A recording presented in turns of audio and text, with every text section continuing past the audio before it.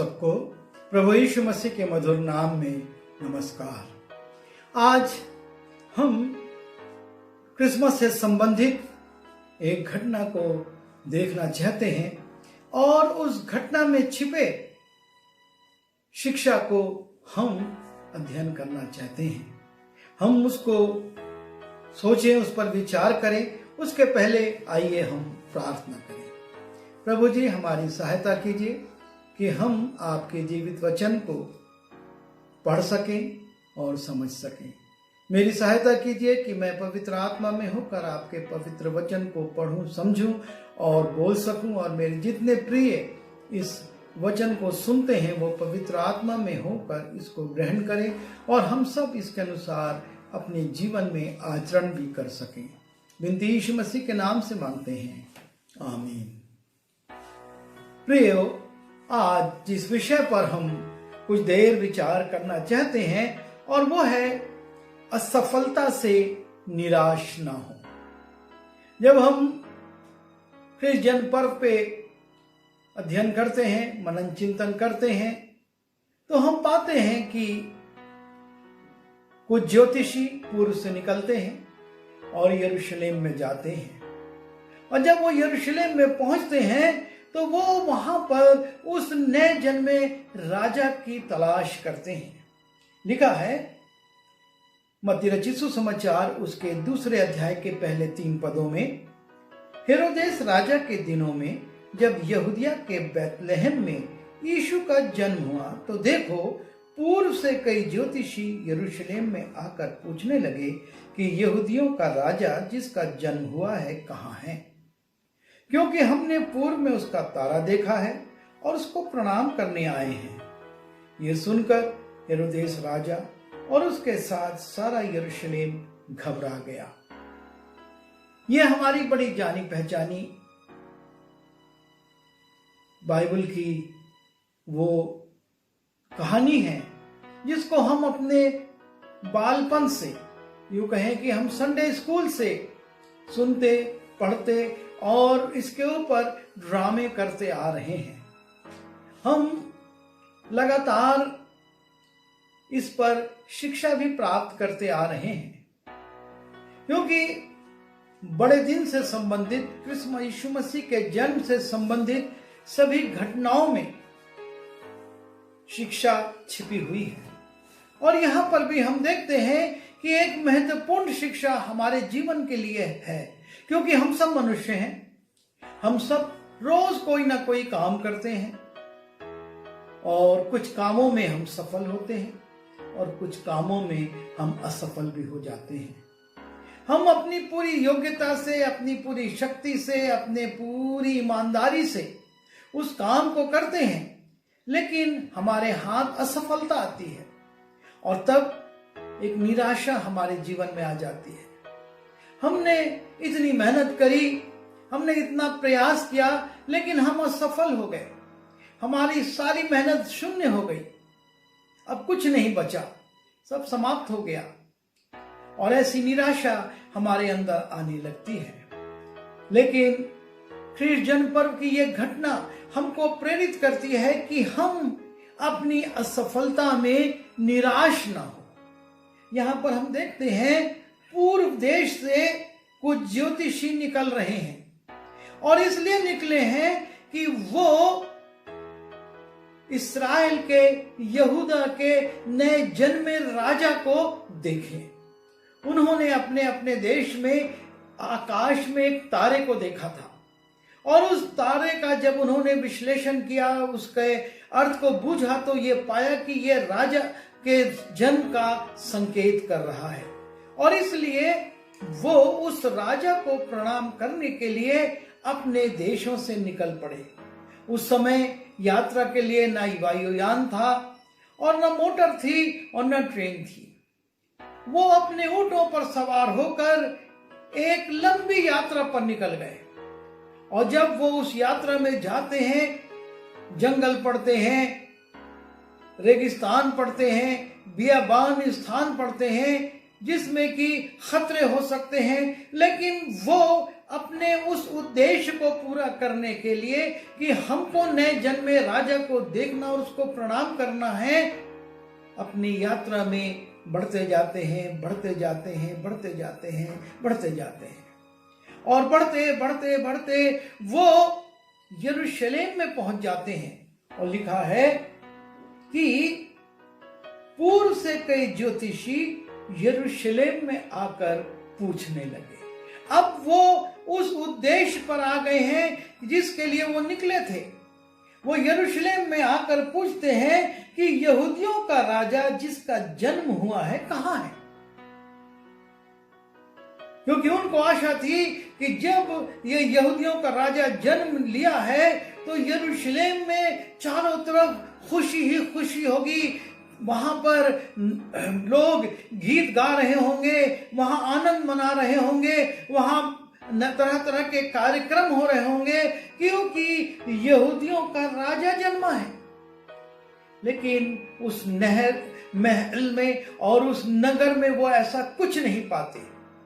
और तब लिखा है वो राजा के महल में पहुंच जाते हैं कि देखें कि कहां पर राजा, और कहते हैं कि हम उसको प्रणाम करने आए हैं। पर राजा हेरोदेस और उसके साथ सारा यरूशलेम इस बात को सुनकर लिखा है घबरा जाता है। उनके अंदर बेचैनी आ जाती है, एक डर आ जाता है कि ये क्या बात कर रहे हैं। राजा के यहाँ तो उसके परिवार में तो किसी बच्चे का जन्म नहीं हुआ और ये कहते हैं कि हम नए जन्म में राजा को प्रणाम करने आए हैं। और जब सारा यरूशलेम घबरा जाता है, हेरोदेस राजा ये जवाब नहीं दे पाता कि उसके घर में कहां कोई जन्मा है। और तब इन ज्योतिषियों को अपनी यात्रा अधूरी लगती है। उनको लगता है उनकी यात्रा सफल हो गई। उन्होंने इतने दिन की यात्रा करी और अब उतने ही दिन उनको लौटना भी है। यह सारा समय अधूरा हो गया, असफल हो गया। वो अपने जीवन में असफल हो गए।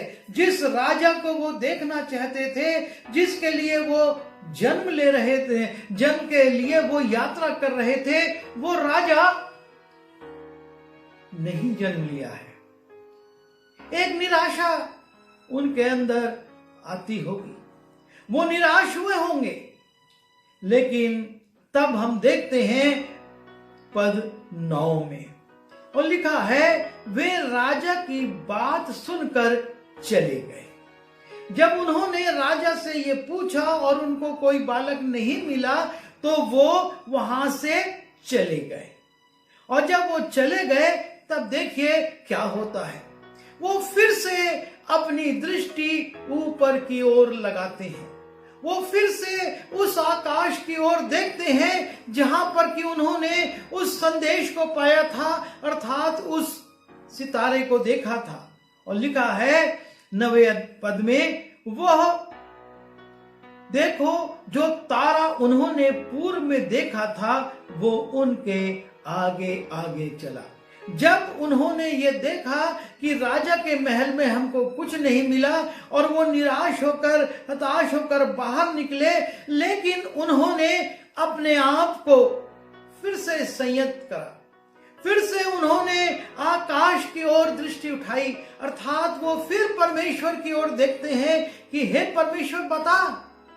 और परमेश्वर उनको दिखाता है। वही तारा वो देखते हैं और वो तारा उनके आगे आगे चला और जहां बालक था उस जगह के ऊपर पहुंचकर ठहर गया। यह है जब हम अपने जीवन में असफल हो जाते हैं, जब ये अपनी यात्रा में असफल हो गए। इन्होंने फिर से एक बार अपनी दृष्टि परमेश्वर की ओर उठाई। और यही हमारे जीवन के लिए जरूरी है कि असफलता तो आएगी, लेकिन हम निराश होकर अंधकार की ओर नहीं, ज्योति की ओर अपनी दृष्टि को उठाएं। और इन्होंने वही काम किया। उन्होंने राजा की ओर नहीं, उन्होंने यरूशलेम की ओर नहीं, लेकिन उन्होंने फिर से आकाश की ओर अपनी दृष्टि उठाई, क्योंकि सितारा उनको जमीन पर नहीं दिखता, सितारा उनको आकाश में ही दिखता। और उन्होंने जब अपनी दृष्टि आकाश में उठाई तो उनको फिर वही सितारा दिखा, और उस सितारे ने उनका मार्गदर्शन शुरू किया, और जो यात्रा असफल हो गई थी वो सफलता में बदल गई।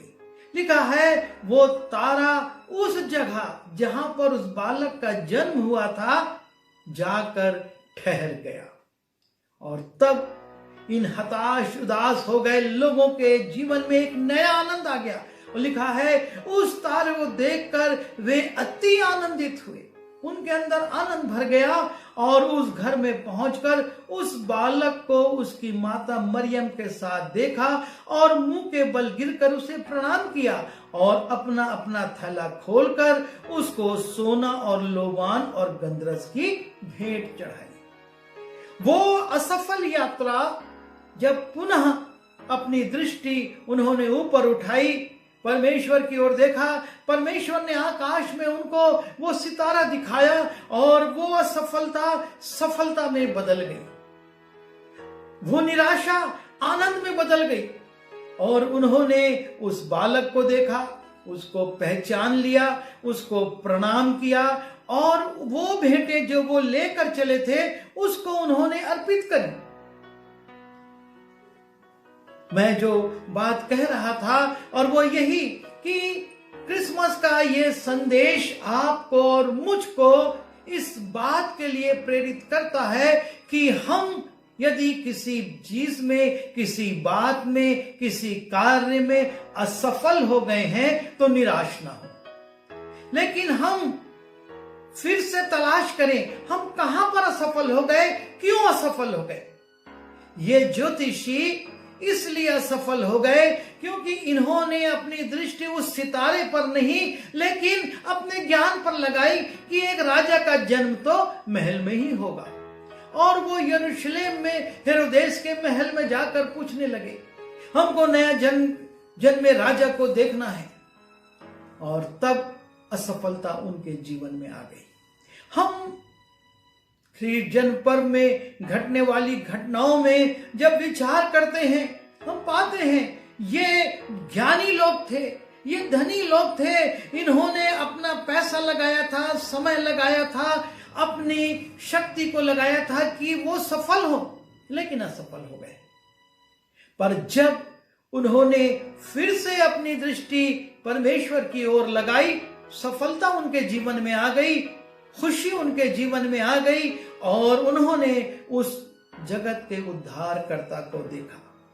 बाइबल में ऐसे कई पात्र हैं जिनके जीवन में असफलताएं आई, लेकिन उन्होंने उन असफलताओं को अपने जीवन में बढ़ने नहीं दिया, उसको अपने ऊपर हावी होने नहीं दिया, लेकिन उन्होंने अपना ध्यान फिर से परमेश्वर की ओर लगाया, जैसे इन ज्योतिषियों ने लगाया, और आकाश की ओर देखा और उस तारे को देखा और उसके पीछे पीछे चलने लगे।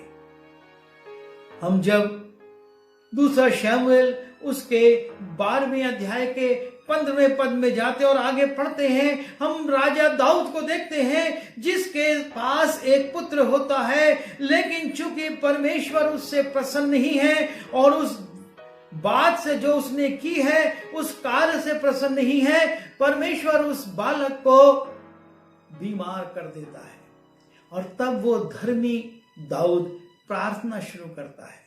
वो दाऊद जिसने कि गोलियत जैसे खतरनाक योद्धा से कहा था तू तो भाले और सांग को लेकर आता है, तू तो ढाल को लेके आता है, तू तलवार को लेके आता है, लेकिन मैं अपने परमेश्वर का नाम लेकर तेरे पास आता हूं। वो दाऊद जो कि परमेश्वर के संदूक को जब लाया जाता है ऐसे नाचता है कि उसकी पत्नी मिकल कहती है जब तू नाच रहा था तो उन सेविकाओं से भी गया बीता लग रहा था, क्योंकि तेरे कपड़े कहां जा रहे थे, तू क्या कर रहा, तुझको कुछ सुध-बुध नहीं थी। वो कहता है मैं इससे भी छोटा बनूंगा अपने परमेश्वर के सामने। वो दाऊद जो कि बड़े बड़े युद्धों को जीता था, लेकिन जब उसके जीवन में गलती आई और ये बालक उत्पन्न हुआ और ये बीमार हो गया, दाऊद प्रार्थना करने लगा, दाऊद उपवास करने लगा, दाऊद जमीन पर लेटकर परमेश्वर के सामने गिड़गिड़ाने लगा। लोग पुरनिये उसके पास आए, उससे कहे उठ, ना उसने भोजन किया, ना वो जमीन से उठा, और 7 दिन तक प्रार्थना करने के बाद परिणाम निकलता है कि बालक मर गया। एक बहुत बड़ा सदमा, एक बहुत बड़ी असफलता दाऊद के जीवन में आ गई। मैं इतनी प्रार्थना करने वाला, मैं इतने भजन रचने वाला, मैं परमेश्वर की स्तुति करने वाला, लेकिन परमेश्वर ने मेरी प्रार्थना नहीं सुनी। उसके जीवन में कई प्रश्न एक साथ खड़े हो गए होंगे, लेकिन हम परमेश्वर का धन्यवाद देते हैं कि दाऊद ने उन असफलता को, उस बालक की मृत्यु को अपने ऊपर हावी होने नहीं दिया, और वो उठता है, परमेश्वर के भवन को जाता है, परमेश्वर के भवन में परमेश्वर को प्रणाम करके आता है और फिर से सामान्य जीवन जीने लगता है। उसके सेवक सेविकाएं पूछते हैं, अरे ये तू क्या कर रहा है? अभी तक तो तू जब बच्चा जीवित था उपवास कर रहा था।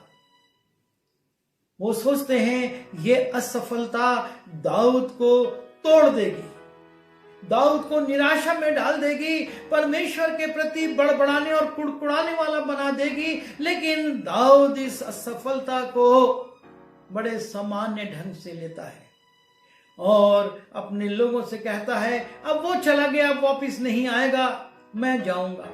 जब तक वो जीवित था मुझको आशा थी, इसलिए मैं प्रार्थना कर रहा था, पर जब वो मर गया तब मेरी आशा क्या रही, और इसलिए मैं निराश नहीं हूं, लेकिन एक नए सिरे से अपने कार्यों को शुरू करता हूं। और उसने पुनः परमेश्वर की ओर ताका, वो नहाया धोया, तेल लगाया, अच्छे कपड़े पहने और परमेश्वर के भवन में चला गया।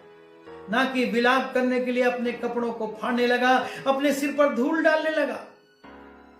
और साथ ही साथ ना सिर्फ उसने, लेकिन लिखा हुआ है तब दाऊद अपनी पत्नी बतशेबा को शांति दी। ना सिर्फ दाऊद ने अपने जीवन में शांति को पाया, लेकिन उसने अपनी पत्नी बतशेबा को भी शांति दी। और जब उसने इस प्रकार का व्यवहार किया तो लिखा है कि उसके एक पुत्र उत्पन्न हुआ और उसने उसका नाम सुलेमान रखा। यदि वो इस असफलता में डूब जाता और उसमें निराश होकर पड़ा रहता और बड़बड़ाता रहता, अपनी पत्नी को शांति नहीं देता, तो वो और दुखी हो जाती और इनका जीवन और उदासी में भर जाता। लेकिन लिखा है वो उस असफलता से आगे बढ़ता है और बतशेबा के पास जाकर उसको शांति देता है, और तब उससे जो पुत्र उत्पन्न होता है वो सुलेमान, जो कि दाऊद के बाद राजा बना, जिसने कि परमेश्वर के मंदिर का निर्माण किया, जिसने नीति वचन लिखे, जिसने गीत रचे, और जिसके समान कोई धनाढ्य और बुद्धिमान राजा नहीं हुआ। यह है जब हम अपनी असफलता को छोड़कर आगे बढ़ते हैं। ज्योतिषी असफलता को छोड़कर परमेश्वर की ओर देखते हैं और आगे बढ़ते हैं और उस बालक को पाते हैं। दाऊद भी परमेश्वर की ओर ताकता है और वो अपने जीवन में एक बालक को प्राप्त करता है, एक आशीष को प्राप्त करता है, और उस आशीष के द्वारा उसके परिवार में फिर से खुशी लौट आती है, फिर से सफलता आ जाती है, और उसको एक ऐसी संतान मिलती है जो उसके स्थान पर राजा बने, जो उसके सपनों को साकार करे। और एक राजा को हम देखते हैं, और वो राजा हिजकिय्याह है। जब यशाया 38 में हम जाते हैं, हम देखते हैं कि उन दिनों में राजा हिजकिय्याह ऐसा रोगी हुआ कि वो मरने पर था, अर्थात उसके सारे वैद्य, उसके सारे धन बेकार हो गए, उसने पूरी ताकत लगाई होगी, अच्छे से अच्छे वैद्य रखे होंगे, ज्यादा से ज्यादा पैसा खर्च किया होगा, लेकिन लिखा है कि वो ऐसा रोगी हुआ कि वो मरने पर था। और तब क्या हुआ, आमोस के पुत्र यशायाह नबी ने उसके पास आकर कहा, यहोवा यूं कहता है, अपने घराने के विषय में जो आज्ञा देनी हो वह दे, क्योंकि तू ना बचेगा, मर ही जाएगा। अर्थात जो आशा थी कि परमेश्वर कुछ काम करेगा, वहां पर भी निराशा आ गई। परमेश्वर का दास कहता है, जो जो आज्ञा देना दे दे, ताकि तेरे मरने के बाद तेरे बच्चों में, तेरी पत्नियों में किसी प्रकार के विवाद ना हो, तू अपना बंटवारा कर दे, क्योंकि तू अब नहीं बचेगा, मर ही जाएगा। इतनी निराशाजनक बातें। डॉक्टरों ने हाथ उठा दिया, वैद्यों ने हाथ उठा दिया, सारी धन संपत्ति रखी की रखी रह गई, और परमेश्वर के जन ने भी हाथ उठा दिया, अब तू नहीं बचेगा, मर ही जाएगा। लेकिन इस निराशा की अवस्था में भी हिजकिया अपनी दृष्टि परमेश्वर की ओर लगाता है। लिखा है, तब हिजकिया ने भीत की ओर मुंह फेरकर यहोवा से प्रार्थना करके कहा। वो दीवार की ओर अपने मुंह को फेर लिया और परमेश्वर से प्रार्थना करने लगा, अपनी दृष्टि वो परमेश्वर की ओर लगा रहा है। ये है ऐसी निराशा, जबकि मृत्यु सामने खड़ी है, हर एक जनों ने उद्घोषणा कर दिया, अब तू नहीं बचेगा। उसमें भी वो संसार की ओर से मुंह फेर कर भीत की ओर, जिसमें कुछ नहीं तस्वीर थी, कोई मूर्ति नहीं थी, कुछ नहीं था, उसकी ओर मुंह करके परमेश्वर से प्रार्थना कर रहा है। और जब वो परमेश्वर से प्रार्थना करता है, तब लिखा हुआ है कि तब यहोवा का ये वचन यशायाह के पास पहुंचा, जाकर हिजकिय्याह से कहे कि तेरे मूल पुरुष दाऊद का परमेश्वर यहोवा यूं कहता है, मैंने तेरी प्रार्थना सुनी और तेरे आंसू देखे हैं। सुन, मैं तेरी आयु 15 वर्ष और बढ़ा दूंगा। परमेश्वर की ओर उसने दृष्टि की। वो यशायाह नबी के सामने नहीं गिड़गिड़ाता कि नहीं मेरे लिए प्रार्थना कर। वो डॉक्टरों के सामने, अपने वैद्यों के सामने नहीं गिड़गिड़ाता कि मेरे लिए अच्छी दवाइयों को लाओ, उन जड़ी बूटियों को लाओ जो मेरे जीवन की रक्षा करें। वो अपनी आंखें अपने परमेश्वर की ओर लगाता है। असफलता, निराशा, मृत्यु का संदेश आ गया है, लेकिन वो निराश नहीं है। वो परमेश्वर से प्रार्थना कर रहा है, उससे गिड़गिड़ा रहा है, आंसू बहा रहा है।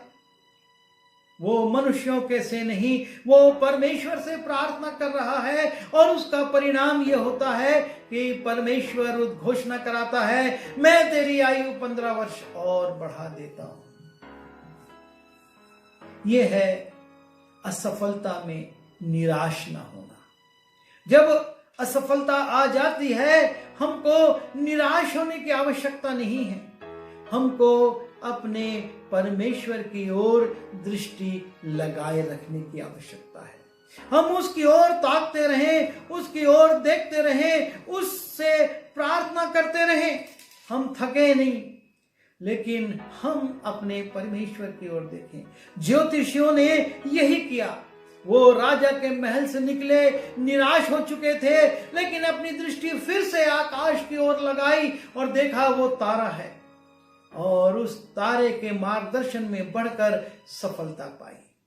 हम अपनी दृष्टि जब तक संसार की ओर लगाएंगे, जब तक हम अपनी धार्मिकता की ओर लगाएंगे, जब तक हम अपनी योग्यता की ओर लगाएंगे, अपनी शिक्षा की ओर लगाएंगे, असफलता हमारे जीवन में आएगी। लेकिन उस असफलता में हमको विश्लेषण करना है, हम कहां पर चूक गए। और जैसे ही हम अपनी चूक का सुधार करते हैं, दाऊद परमेश्वर के मंदिर में चला गया उसको प्रणाम करने। हिजकिय्याह परमेश्वर से प्रार्थना करता है और ये ज्योतिषी भी अपनी दृष्टि ऊपर उठाते हैं, सितारे को तब देखते हैं। यदि वो नीचे देखते रहते, नीचे ही देखते रहते, उनको सितारा नजर नहीं आता। हमको अपनी दृष्टि अपने परमेश्वर की ओर लगानी है। ये क्रिश्चियन पर्व आपको और मुझको उत्साहित कर रहा है। आप और मैं बहुत अच्छे उद्देश्य के लिए बहुत परिश्रम करेंगे। आप और मैं अच्छे उद्देश्य के लिए अपने पैसे खर्च करेंगे। आप और मैं अच्छे उद्देश्य के लिए अपने समय को देंगे, लेकिन तब भी असफलता हमारे जीवन में आ सकती है। ज्योतिषियों ने सब कुछ किया था, लेकिन असफलता आई, पर इस असफलता को इन्होंने अपने ऊपर हावी होने नहीं दिया। ये निराश होकर अपने देश को नहीं लौटे। इन्होंने महल से निकलकर फिर से अपने परमेश्वर की ओर देखा।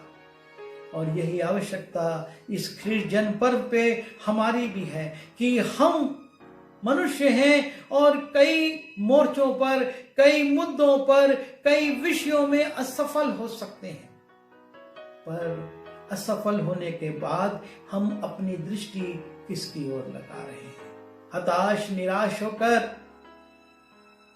हम मृत्यु की ओर जा रहे हैं या परमेश्वर की ओर अपनी दृष्टि उठा रहे हैं? नीति वचन उसके 24वें अध्याय के 16वें पद में लिखा है, क्योंकि धर्मी जन चाहे 7 बार गिरे तो भी उठ खड़ा होता है। असफलताएं, निराशाएं, परेशानियां आएंगी, लेकिन हम फिर उठ खड़े होंगे, हम फिर उठेंगे और सफलता को प्राप्त करेंगे। प्रभु हमारी सहायता करे। आइए हम प्रार्थना करें। प्रभु जी, हम आपका धन्यवाद देते हैं इन ज्योतिषियों के लिए, जिन्होंने राजा हेरोदेस के महल में निराश होने पर भी अपनी आशा नहीं छोड़ी और फिर से अपनी दृष्टि जब आकाश की ओर उठाई तो सफलता को प्राप्त किया। दाऊद ने उपवास करने, प्रार्थना करने, पश्चाताप करने के बावजूद भी असफलता पाई, लेकिन वो आपसे नम्र और दीनता के साथ मिला। वो आपके भवन में गया और आपके भवन में जाकर उसने प्रणाम किया और अपने जीवन में अपनी पत्नी को शांति दी और एक ऐसे पुत्र को प्राप्त किया जिसकी चर्चा आज भी संसार में होती है। हम धन्यवाद देते हैं हिजकिय्याह के लिए, जिसके लिए मृत्यु का फरमान जारी हो चुका था, मनुष्यों की ओर से ही नहीं लेकिन आपकी ओर से भी। और राजा को यशायाह ने कह दिया था कि तू मर ही जाएगा, लेकिन जब उसने अपनी दृष्टि आपकी ओर लगाई, उसने 15 वर्ष की आयु और प्राप्त की। हम भी प्रभु जी बहुत सी बातों में निराश, हताश हैं, असफल हैं, लेकिन हमको शक्ति दीजिए कि हम अपनी दृष्टि आपकी ओर लगाएं, ताकि सफलता को पाएं और आपकी महिमा करें। आपने प्रार्थना को सुना, धन्यवाद। विनती यीशु के नाम से मांगता हूं, आमीन।